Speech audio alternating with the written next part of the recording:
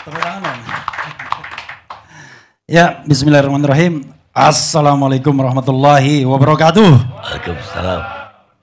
Jadi walaupun jumpa lagi ya nanti itu. Walaupun ini sesi terakhir, segmen terakhir, mudah-mudahan saya tidak dibatas juga Bang ya ngomongnya. Karena Bang Yusrin ngomong juga setelah ini. Jadi tadi setelah kita dibawa kemana-mana, ke Ternate, Maluku Utara, Bangka Belitung oleh Margarito Kamis, saya mau bawa lagi ke persoalan pemilu kita ya. Karena kalau yang tadi kan next, kalau next ya kita nanti berdebat lagi apakah perlu kita kembalikan pemilihan presiden itu ke MPR. Artinya kita kembali pada Undang-Undang Dasar 45. Tapi kita kembali ke realitasnya dulu. Begini, saya mau bicara paradigmanya dulu ya. Pemilu yang konstitusional itu adalah pemilu yang luber dan jurdil. Dan pemilu itu untuk rakyat Indonesia, untuk voters, untuk warga negara. Itu yang harus kita pikirkan terlebih dahulu. Betul, paslon juga ya pasti dia punya kepentingan. Kemudian pemantau dan lain sebagainya. Tapi kausa primanya untuk rakyat Indonesia. Jadi kalau misalnya dikatakan bahwa angket itu selalu sekedar political movement, itu menghina Kang EF. Karena Kang EF tidak terlibat pada paslon-paslonan. Tapi dari awal kita tahu beliau punya concern untuk terjadinya pemilu yang jujur dan adil. Kalau kita pakai teori misalnya, pemilu jujur dan adil itu bisa tercapai salah satunya kalau tidak ada intimidasi. Jadi kalau kita pakai teori piramida pemilu, itu yang paling bawah itu adalah technical things. Kesalahan-kesalahan yang bisa diperbaiki dan itu tidak membawa sanksi. Human error, salah nulis dan lain sebagainya. Tapi ada yang tengahnya fraud. Itu kecurangan. Money politics dan lain sebagainya. Itu ada beberapa yang bisa diperbaiki, ada yang bisa yang tidak. Misalnya secara sengaja membuat input yang keliru. Bisa diperbaiki tetapi mereka yang melakukan itu harus dikenai sanksi. Dan dalam hal ini sanksi pidana pemilu. Nah yang tidak bisa direhabilitasi itu adalah kalau pemilu itu dengan intimidasi. Maka kalau teori pemilu kita bisa lihat di IDEA dan lain sebagainya. Kalau sudah intimidasi nggak ada obatnya. Kecuali pemilu ulang. Nah persoalannya kan tentu kita akan tanya. Intimidasinya tahap seperti apa? Maka kita lihat dulu puzzle-nya serpihan-serpihannya. Ada pemanggilan terhadap kepala desa misalnya. Kalau tidak datang dipanggil aparat keamanan. Kemudian ada ya sangat mungkin intimidasi terhadap ASN misalnya. Yang semua itu harus dibuktikan. Tetapi kalau kita lihat misalnya kecurangan pemilu yang merupakan bagian dari perdebatan kita dan juga nanti hak angket. Kita kan tahu kalau kita bicara tentang kecurangan pemilu bukan hanya soal pencoblosan saja. Pencoblosan itu adalah tahap kedua. Kalau kita lihat sekuen pemilunya. Pra pencoblosan, pencoblosan dan pasca pencoblosan. Yang kita sedang bicarakan ini barangkali mayoritas pencoblosan dan pasca pencoblosan. Tetapi protes orang terhadap pemilu yang tidak jujur dan tidak adil, itu sudah dimulai ketika pencoblosan belum dilakukan. Saya berkali-kali bikin konten podcast. Saya mengatakan, frankly speaking, kenapa Presiden Jokowi mau cawe-cawe di pemilu? Kenapa dia mau memastikan agar calon yang dia endorse yang akan menang? Dan the last kita tahu yang di endorse ternyata putra sulungnya sendiri. Saya mengungkapkan 4 alasan.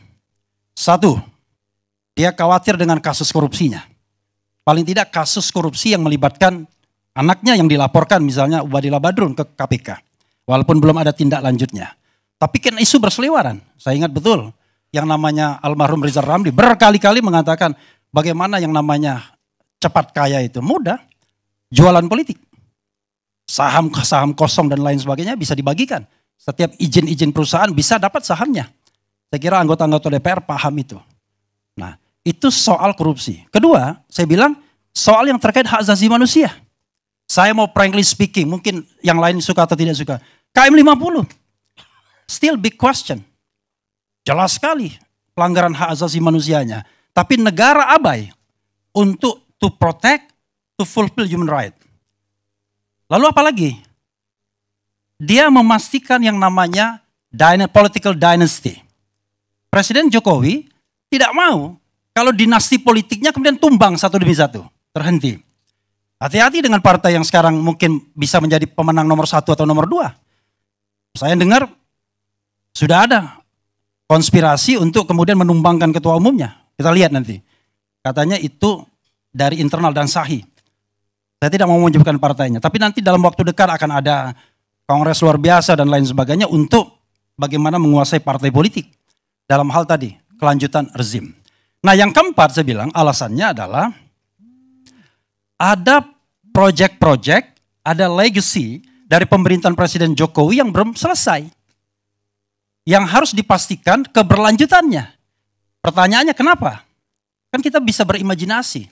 Kalau ada proyek IKN yang jumlahnya lebih dari 500 triliun, kira-kira siapa yang mendapatkan proyek-proyek tersebut? Siapa yang kemudian memiliki kepentingan terhadap proyek yang begitu besar tersebut? Makanya kemudian harus dilanjutkan proyek tersebut. Nah, isu mengenai keberlanjutan ini sudah dimulai oleh teman saya namanya Muhammad Qodari. Sayangnya dia tidak ada di sini. Dia lemparkan yang namanya Jokpro, Jokowi Prabowo. Itu kalau tidak salah pada saat COVID atau sebelum COVID. Saya pernah berdebat di salah satu pada COVID. Ya, Jokowi Prabowo. Itu kan bahasa lain dari 3 periode sesungguhnya. Dia sudah tahu dan bukan dia political scientist, nggak mungkin dia tidak tahu bahwa konstitusi hanya mengatakan 2 periode saja.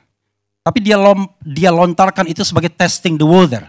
Dan akhirnya dikonkretisasi beberapa menteri dengan jelas soal 3 periode. Untungnya ada ketua umum partai beliau yang kemudian menghadang keinginan untuk 3 periode tersebut. Kalau seandainya tidak dihadang oleh ketua umum PDIP, jadi itu barang. Mudah mengubah konstitusi, kan tinggal kesepakatan elit saja. Kalau ketua umum PDIP jadi, ketua umum Golkar jadi, Jokowi jadi, kemudian ketua umum Nasdem jadi, kemudian ketua umum PKB jadi, ketua umum PKS jadi, atau PKS nggak usah diajak. Selesai. Dan tidak perlu dengan ketua umum Partai Bulan Bintang. Terlalu kecil soalnya. Iya kan jadi. Tapi untung beliau bilang no, karena taat pada konstitusi. Kemudian digeser lagi, tidak 3 periode tapi perpanjangan masa jabatan. Gagal juga, lagi-lagi Ibu Megawati nggak setuju dan komponen society tentunya. Ya, termasuk saya juga mengkritik. Ada bahasa lain dari perpanjangan masa jabatan, penundaan pemilu. Nggak jadi juga. Barangkali awalnya istana mulai putus asa. Waduh, kalau begitu nanti legacy saya, IKN dan lain sebagainya nggak berlanjut ini. Maka kemudian puncaknya adalah putusan Paman Usman. Setelah, mohon maaf nih, Dad, setelah Ganjar dan PDIP diombang-ambingkan, ya, puzzle, ada apa teka-teki. Kira-kira Jokowi ini akan dukung siapa? Dukung Ganjar atau dukung Prabowo? Karena prank semua akhirnya. Ternyata dukung Prabowo, tambah Gibran lagi. Sudahlah, kita tahu putusan 90 itu ya. Kalau kemudian kita pakai hulunya saja bahwa yang namanya putusan MK itu final and binding dan wajib dilaksanakan, kan itu ujungnya. Tetapi pangkalnya kita tahu itu konspirasi. Pada tanggal 19 September, rapat permusyawaratan hakim itu menolak semua permohonan yang terkait di bawah 40 tahun bisa nyalon. Itu tanggal 19 September. Tiba-tiba tanggal 21 September datang Paman Usman. Dia pengaruhi beberapa hakim, maka posisinya 54 jadinya. Yang tadinya posisinya tidak 54. Jadi posisinya tadinya 71 atau 62. Karena Guntur Hamzah dari awal mengatakan kabul, kabul, kabul, dan kabul. Tapi kemudian yang terjadi adalah Paman Usman datang dan 4 orang hakim terpengaruh, maka kemudian posisinya 54. Tetapi Bang Karni dan saya kira semua sudah paham dan tahu, 2 orang hakim itu menyampaikan concurring opinion, yaitu pendapat tambahan dari mengabulkan. Tapi kalau kita baca concurring opinionnya, Eni Nurbaningsih dan Daniel Yusmik mengatakan yang bisa itu dia minta adalah gubernur saja, baik sudah selesai menjabat maupun sedang menjabat. Maka kemudian kalau kita tidak terburu-buru, kalau kemudian tidak dipaksa terburu-buru putusan itu, sesungguhnya belum selesai putusannya. Harus dikompromikan lagi. Dan paling tidak, kalau kita pakai konstruksi concurring opinion tersebut, berarti yang disepakati adalah kalau berpengalaman menjadi gubernur dan atau sedang menjabat gubernur. Kan itu yang disepakati 5 orang sesungguhnya. Tapi dipaksakan, makanya kemudian Hakim Konstitusi Wakil Ketua Saldi Isra merasa heran. Heran dengan 2 hal. MK kok cepat sekali berubahnya. Kedua, ini barang belum selesai, tiba-tiba sudah diputuskan. Nah, dari sana ya kawan-kawan semua, kita tahu akhirnya bahwa negara atau tadi Bang Yusril nggak mau bilang negara, karena negara itu ada pemerintah, ada warga negara, dan ada wilayah. Tapi penguasa itu akhirnya cawe-cawe dalam pemenangan proses berpemilu ini. Karena Gibran ada di sana. Sekarang, kalau kita bisa misalnya bicara tentang pemilu yang jujur dan adil versi Indonesia atau versi negara lain, apa sih yang menyebabkan pemilu itu tidak jujur dan tidak adil dari sisi kualitatif? Kalau kuantitatif kan kita cuma bisa bicara soal salah hitung. Sehingga yang kita minta apa? Keyakinan dari Hakim Konstitusi, sebagaimana pernah dikatakan oleh Profesor Yusril Iza Mahendra, Bang Yusril, tahun 2014, ketika menjadi ahli buat Prabowo mengatakan, kalau ditemukan pelanggaran konstitusi, tidak tertutup kemungkinan hakim-hakim MK untuk membatalkan pemilu sebagaimana yang terjadi di Thailand. Saya ingat betul itu Bang Yusril. Bang Yusril juga yang ngomong di Twitter, ya, kalau pemilu curang, penjahat yang akan berkuasa. Bang Yusril juga ngomong, penjahat dan koruptor. Jadi maksud saya, udahlah kasihlah room kepada rakyat ini. Tidak semuanya orang itu berpikir jabatan, uang. Tidak semua. Banyak orang yang menggunakan hati nuraninya. Oke lah, kalau Anda terkait dengan paslon 01 dan 03, Anda mungkin bicara kepentingan. Paslon 01 berharap 2 putaran, 03 sama 2 putaran juga. Tapi kalau kita kembalikan kepada mereka-mereka, misalnya guru besar, orang seperti Kang EF dan lain sebagainya, banyak kok yang bicara tentang hati nurani. Banyak kok mau melihat bangsa ini lebih baik. Dan saya terus terang, ya, bapak-bapak, ibu-ibu sekalian, tidak mau negeri ini dipimpin oleh pemimpin yang memenangkan pertarungan pemilu dengan cara curang. Haram hukumnya. Karena itu pertanggungjawaban dunia akhirat. Saya kira Bang Yusril juga ke sana juga sebagai partai kanan luar. Partai Bulan Bintang. Jadi haram hukumnya kita dipimpin oleh orang yang mendapatkan kekuasaan dengan cara curang. Dengan cara membayar, dengan cara mengakali sirekap, dengan cara mengakali manual dan lain sebagainya. Karena itu, kalau kita melawan hari ini adalah perlawanan konstitusional. Bukan perlawanan inkonstitusional. Dan mudah-mudahan forum ILC ini menjadi satu forum untuk mengabarkan bahwa kita masih bisa bersuara dan terus melawan kecurangan.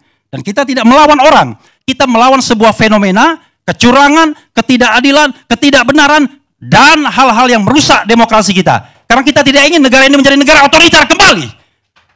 Kita tidak ingin negara ini seperti negara Orde Baru. Karena itulah kita butuh perlawanan agar demokrasi kita tetap tegak.